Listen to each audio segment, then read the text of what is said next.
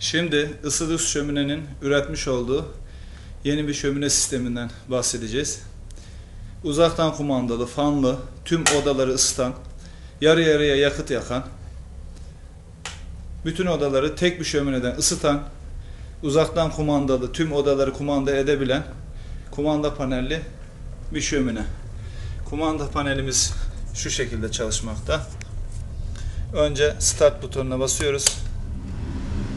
Kumanda cihazımızı alıyoruz. Örneğin şömine. Basıyoruz. Şömine fanı devreye girdi ve sıcak hava üflemeye başladı. Devamında büyük ebeveyn odası diyoruz. B'ye basıyoruz, o çalışıyor.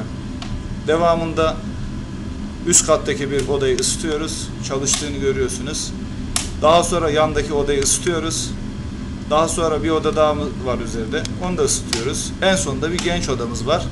Onu da çalıştırdığımızda gördüğünüz gibi tüm sistem çalışmakta. Şu anda bütün odalara sıcak hava basmakta. Aynı zamanda kışın sıcak havayla ısıttığınız gibi yazın da bu havalandırmayı çalıştırarak komple bütün odaları soğuk havayla serinletebilirsiniz.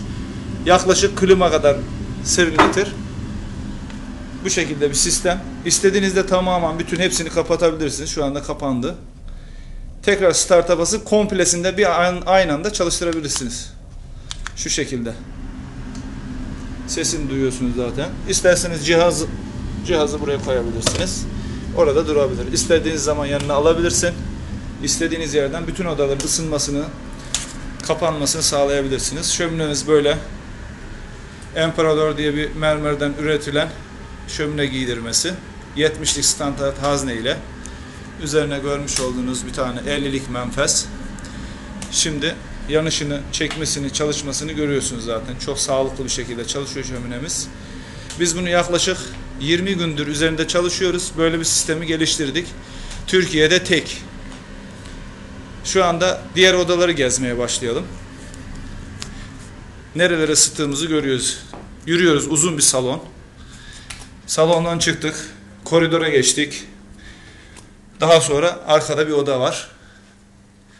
Burada bir odada şu anda görmüş olduğunuz bir menfez. Oradan sıcak hava geliyor. Uzaktan kumandayla çalıştığımızda buradan sıcak hava geliyor. Bu odadan çıkıyoruz. Üst kata çıkalım. Merdivenlerden ilerliyoruz. Şöminemiz alt katta, salonda. Şimdi burası büyük ebeveynin odası. Geliyoruz ve şurada görmüş olduğunuz sıcak hava menfezi. Buradan sürekli sıcak hava basmakta. Şu anda burası da çok güzel sıcak. Diğer yandaki bir odaya geçiyoruz. Burası üst kat, şömine alt katta. Şöyle dönüyoruz ve tavanda menfezimizi görüyorsunuz. Sıcak hava buradan da geliyor. Sonra üst koridorda ilerliyoruz. Bayağı bir uzun mesafe. Yaklaşık 13-14 metrelik bir sıcak hava kanalıyla geliyor. İzolasyonludur. Şimdi diğer odanın tavanına bakıyoruz. Aynı şekilde orada da bir menfez. Sıcak hava geliyor. Alt bölümde bir oda var. Burası da genç odası olarak kullanılıyor. Ve aynı şekilde bakıyoruz. Burada da bir menfez. Buradan da sıcak hava kanalları geliyor. Şimdi bu yaptığımız sistem 5+1 sistemi. Ahtapot sistemi dediğimiz bir şey geliştirdik. Bütün borular ahtapot gibi şöminenin içinde sarılmış halde.